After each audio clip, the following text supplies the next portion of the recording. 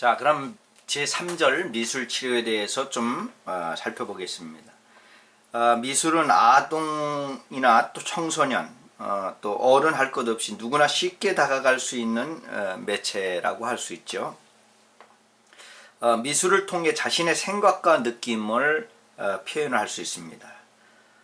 영화 카드로 만든 집에서 주인공 셀리가 의무적으로 받아야 하는 정신과 의사의 상담 방식에 저항의 한 방법으로 자신의 온몸에 물감을 칠하고 나무인 것처럼 서 있던 장면이 있습니다.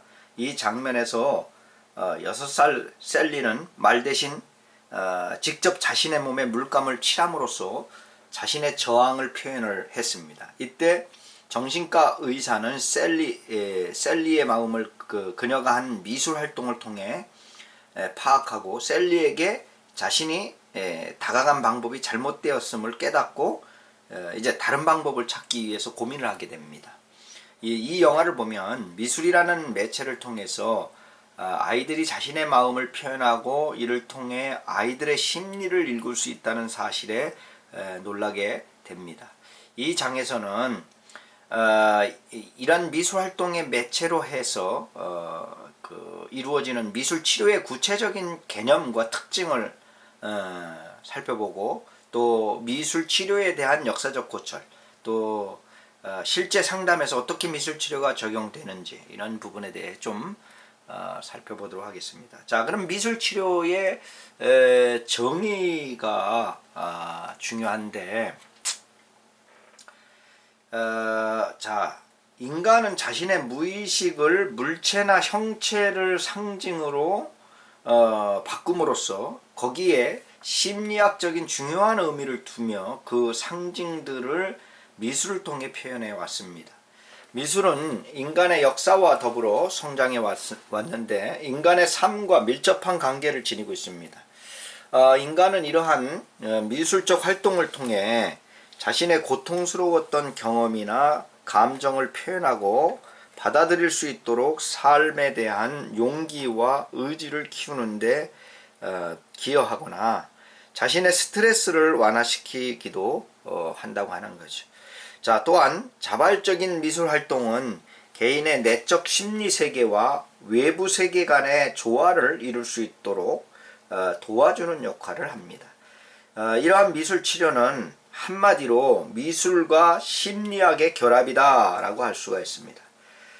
이것은 말로서 표현하기 어려운 경험이나 감정을 미술 활동을 통해 경험하게 하고 내면의 마음을 돌아볼 수 있도록 하며 자아 성장을 촉진시키는 치료법이라고 할 수 있습니다. 특히 학대를 받거나 폭력적인 사건을 경험한 어린 아동들의 경우 자신의 경험을 말로 표현하는 것 자체가 공포나 불안을 일으킬 수 있기 때문에 그림 그리기나 만들기를 통해 자신의 불안을 감소시키면서 감정을 표현할 수 있게 이렇게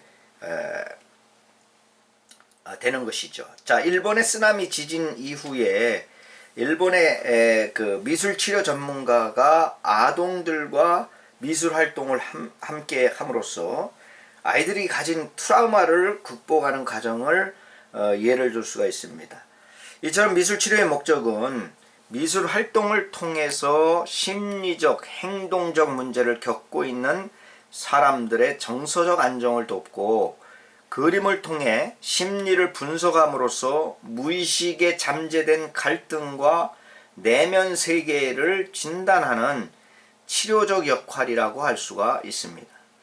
이러한 미술 치료는 아동뿐만 아니라 성인 또 노인에게도 유용하게 사용될 수 있습니다. 미술 치료의 특성에 대해 많은 연구자들과 학자들의 견해를 바탕으로 정리를 하면은 다음과 같습니다. 첫째, 미술 치료는 자신의 꿈이나 환상 또 경험이 언어보다는 심상을 통해 표현된다 이렇게 볼 수가 있고요. 둘째는 미술 치료는 눈으로 볼 수 있고 만져볼 수 있는 자료들을 내담자로부터 얻을 수 있다라고 하는 것이고요. 세 번째는 미술 작품을 통해 우리의 경험을 반영하는 공간성이나 특성을 가지고 있다, 이렇게 볼 수가 있고요. 그 다음에 이제 네 번째는 내담자의 창의성과 신체적 에너지를 유발할 수 있는 기회를 준다, 이렇게 볼 수가 있습니다. 자, 그러면 미술치료는 개인보다는 집단으로 운영되는 경우가 많은데, 이러한 집단 미술치료는 개인 미술치료와는 달리 6명에서 12명으로 구성되며 집단 구성원들 사이에 상호작용을 통해 치료적 효과가 나타나는 방법을 의미합니다. 자, 집단 미술 치료를 통해 내담자들은 구성원들 간의 관계 형성을 하게 되고 다른 사람에 대한 공감 능력이 향상되며 자신을 이해하는 능력이 다양한 시각을 통해 증가하게 되는 것입니다.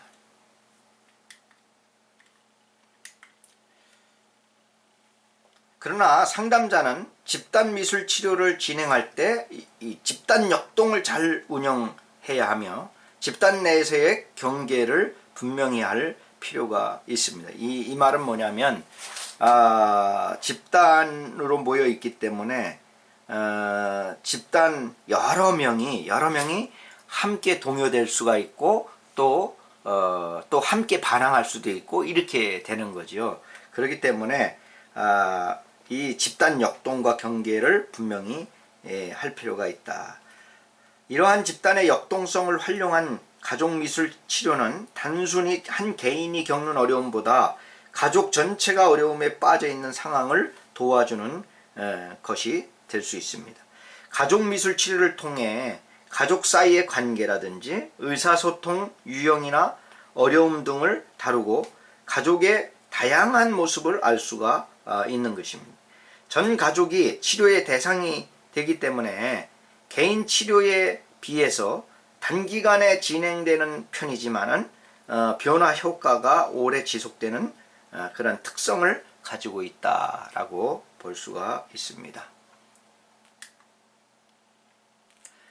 자, 그럼 두 번째 미술치료의 발전 배경을 보면은요, 미술치료가 어떻게 발전되어 왔는 초기 미술치료를 보면, 자, 미술치료가 전문적이고 체계적으로 정착된 시점은 그렇게 오래되지 않습니다.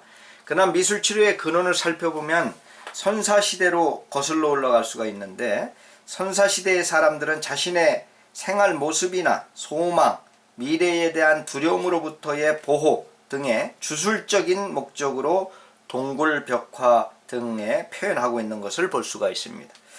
19세기 말경이 되어서 이 미술의 치료적인 측면에 대해 관심을 가지고 이해하기 시작했고, 20세기 초 정신의학은 이미지나 인간의 감정이나 무의식 간의 관련성에 관심을 가지게 됐습니다. 이후에 정신과 병동에서 환자들이 미술가들의 지도 아래 미술활동을 하게 되었으며, 환자 치료에서 미술의 효과를 인정하고 작업치료의 부분으로 받아들이게 되었다고 하는 것입니다. 그 다음에 이제 그 현대 미술 치료를 보면 이후에 20세기 중반에 이르러 프로이드와 융의 정신분석 이론이 현대 미술 치료의 토대가 되게 됩니다. 프로이드는 꿈속에 나타난 이미지를 무의식적 상징적 심상으로 보았습니다. 미술 표현이 인간 정신의 내면 세계를 이해하는 방법이 된다고 주장을 했습니다. 그러나 그때까지 미술 치료라는 용어는 사용되지 않았죠. 1940년대부터 본격적으로 심리치료와 미술을 연계하여 인식하기 시작을 하게 되는데, 자, 첫째가 마가렛 나움버그라고 하는 학자입니다. 상징성을 통해 해석하는 것을 강조했습니다. 이러한 흐름에 지대한 영향을 준 사람 중 하나가 미국의 바로 마가렛 나움버그인데, 그녀는 현대미술치료 창시자로 뉴욕 정신분석학교에서 행동장애 아동에게 미술치료를 시행하였고, 1940년대에 정신분석적 미술치료 모델을 정립하였습니다. 그녀는 정신분석과 경험에 입각하여 내담자들에게 꿈과 환상 및 내적 경험 등의 무의식적 사고와 감정들을 그림에 자발적으로 표현하게 하였으며, 이러한 그림들이 상징적인 언어가 된다는 것을 기본 전제로 했습니다. 이에 나움버그는 그림의 상징성을 중요시하고 내담자의 그림을 해석함으로써 이를 바탕으로 내담자를 치료하는 데 관심을 가졌습니다. 그녀는 언어보다 그림에 의해 전임 문제가 더 쉽게 해결된다고 이렇게 주장을 하기도 했습니다. 그 다음에 둘째로 에디트 크레몬데, 이 내담자의 창조와 자아 성장을 강조한 사람입니다. 1950년대 들어서면서 나움버그의 뒤를 이어 미술치료에 지대한 영향을 미친 사람이 바로 이 크레모인데, 이 크레모는 나움버그와 달리 상징성을 통해 해석하기보다는 아동 내담자가 미술활동 과정을 통해 어떻게 내담자의 감정이나 욕구를 표출하고 이를 창조적 에너지로 승화시킬 수 있는지에 관해 미술활동의 창조적 행위 그 자체에 치료적 가치를 두었고, 아동 미술치료에 대해 많은 연구를 했습니다. 내담자는 미술활동을 통해 자신의 충동이나 환상에 접근하면서 자신의 갈등을 재경험하고, 이러한 과정 속에서 그 갈등을 해결하고 통합하게 된다는 것입니다.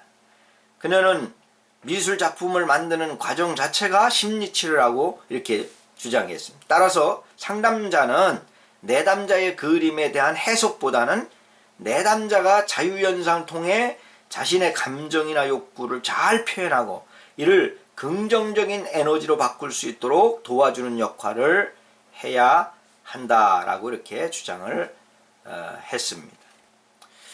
그 다음에 이제 세 번째에 아주 중요한 사람이 엘리너 울만입니다. 치료와 창조를 통합하는 절충적인 입장을 강조를 했습니다. 1960년대 들어서면서 미술치료를 독립된 분야로 발전시킨 사람이 바로 울만입니다.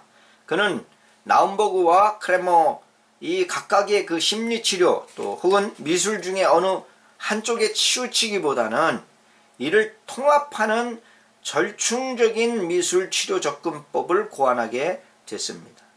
이때 미술치료는 주로 미국을 중심으로 발전하기 시작하였는데, 울만이 1961년 볼렌틴 오브 아트 테라피 그 논문에 실린 이 논문에서 미술치료라는 용어를 처음으로 사용을 울만이 하게 됩니다. 이 학회지는 이후에 1970년에 미국 미술치료 학회지로 이제 명칭이 변경이 되게 됐습니다. 또 이어서 미국 미술치료학회가 창립됐고 1970년대에 일부 대학에서 미술치료대학원 과정이 생기는 등 전문적인 양상을 보이면서 두드러진 발전을 보였습니다. 이러한 형태의 치료가 아동의 정서적, 발달적 또 인지적 성장을 어떻게 할 수 있는지 관찰한 후에 많은 병원과 정신건강 분야에서 미술치료를 포함시키기 시작했습니다. 이러한 미술치료는 아동과 성인의 평가 또 의사소통, 치료를 위한 중요한 도구로 여겨지면서 발전하게 되었습니다. 지난 10년 동안 미술치료는 암센터, 교도소, 충격적인 사건을 겪은 사람들, 이런 사람들을 도와주는 기관 등 다양한 곳에서 사용되고 있습니다. 미국의 경우 뉴욕에서 발생한 9.11 테러 이후에 그 희생자와 가족 구성원들을 위한 미술치료를 통해서 미술치료에 의미 있는 작업에 더욱 관심을 가지게 됐던 것을 볼 수가 있습니다. 자, 그럼 한국에서의 미술치료를 보면 미국의 미술치료 흐름에 비해 한국에서의 미술치료 역사는 그리 길지가 않습니다. 그러나 미국과 마찬가지로 처음에는 정신병원과 또 종합병원 신경정신과에서 환자들을 대상으로 작업활동의 하나로 미술활동을 시도를 하였습니다. 본격적으로 알려지고 치료 현장에서 적용된 것은 1992년 한국미술치료학회가 창립돼서 미술치료에 대한 본격적이고 치료적인 활동이 시작된 시점이라고 볼 수가 있습니다. 그러니까 얼마 안 됐죠. 1992년이니까 그리 오래되지 않았습니다. 자, 그 이후에 여러 대학과 대학원에서 미술치료 광자를 개설했고 미술치료사 양성 과정이 생기면서 보다 양적 질적인 성장과 더불어 다양한 학문적 연구 또한 병행이 되고 있습니다. 현재 많은 미술치료사가 교육기관이나 사회복지기관이나 상담소, 소아정신과, 특수학교, 노인병원, 또 어린이집 이런 데서 다양한 분야에서 활동하고 있습니다.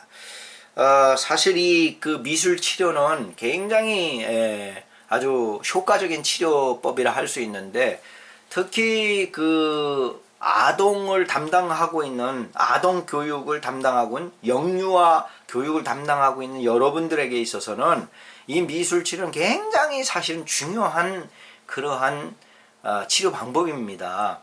왜 그러냐면 아이들은요 그 엄마하고 어디 가도 그 A4 용지 한 장에다가 연필 하나 주면은 한 20-30분은 거뜬히 아이가 보낼 수가 있어요.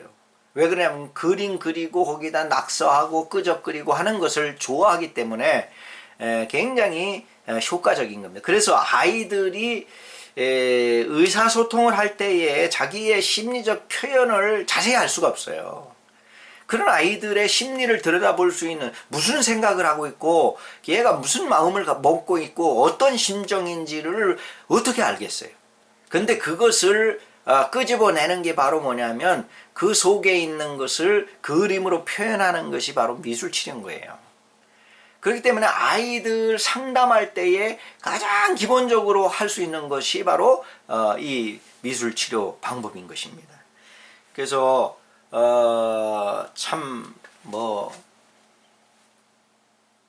제 생각은 우리 영유아 교육을 담당하고 있는 선생님들이 특히 원장들이 이러한 그 깊이 있는 연구를 좀 해서 어린이집에서 교사들에게도 교육을 시켜서 아이들 상담을 1년에 2번씩 합니다. 부모 상담을요. 그럼 부모 상담할 때에 매터리얼이 필요해. 매터리얼. 자료가 필요하단 말이죠. 상담 자료. 근데 상담 자료가 자 여러 가지가 있어요. 아이를 관찰한 관찰 일지가 있고요. 표본식 관찰 일지나 또 일화 기록이라든지 평정 척도라든지 이런 것들. 이 책이 제가 공동 집필을 해서 관찰 책이 6월 달에 이제 출판이 됩니다. 양서원에서 출판했는데 근데 이 관찰 일지를 잘 쓰면 이것 가지고도 굉장한 상담의 자료가 아주 유용한 겁니다. 그리고 앞으로는 이 관찰을 안 하면요 교사 할 수 없어요. 절대로. 원장도 할 수가 없어요. 뭘 알아야 교사를 지도하지요.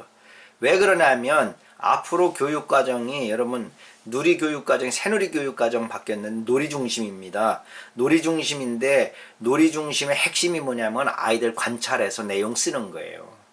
그 관찰할 줄 모르는 교사는 교사를 할 수가 없어요. 앞으로 절대. 그런데 이런 시대적인 흐름을 교사들이 모르고 있고 원장들도 모르고 있는 거죠. 참 답답한 거죠.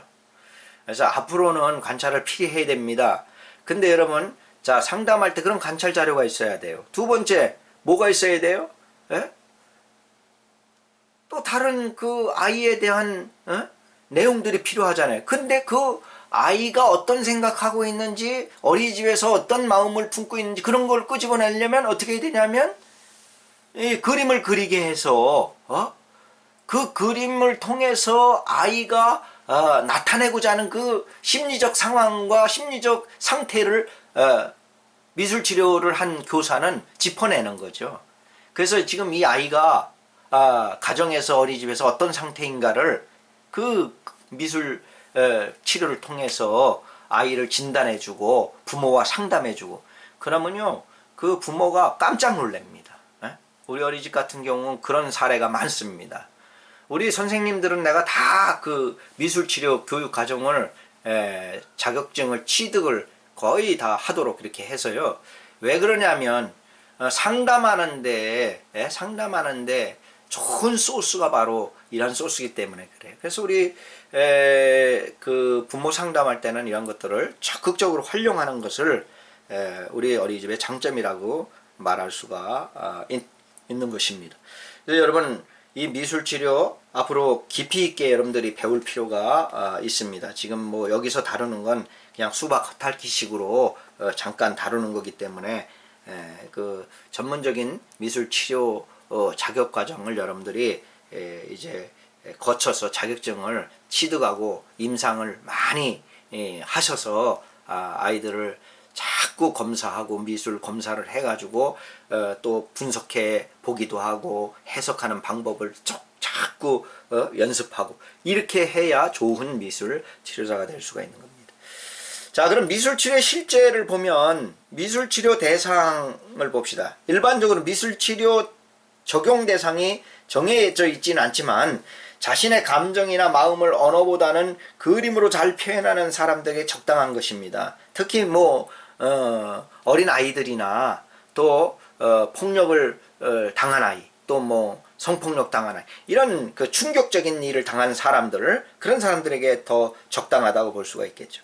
특히 사회적으로 위축되어 있거나 고립되어 있으며 대인관계가 제한되어 있는 사람들에게 적당합니다.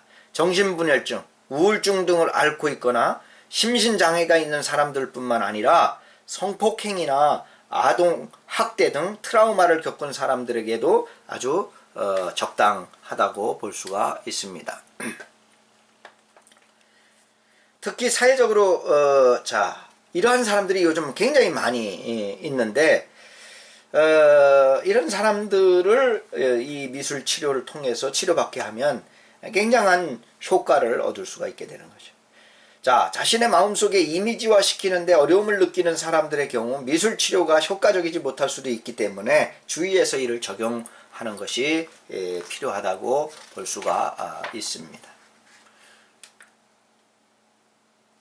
자, 그럼 미술 치료의 기능을 보게 되면 미술 치료는 크게 진단적 기능과 치료적 기능으로 나타내는데 여러분 좀 시간이 많이 갔기 때문에 이 내용은 다음 주에 하도록 하겠습니다.